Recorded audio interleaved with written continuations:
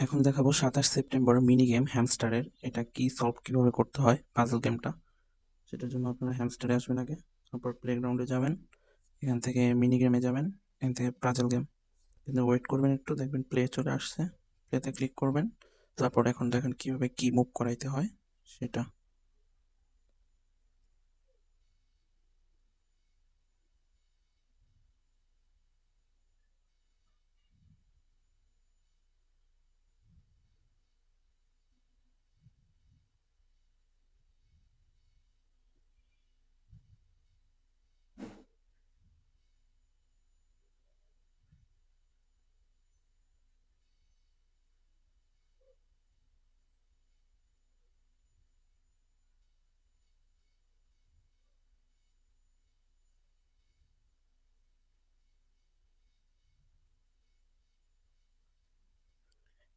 এভাবে গেমটা সলভ করবেন।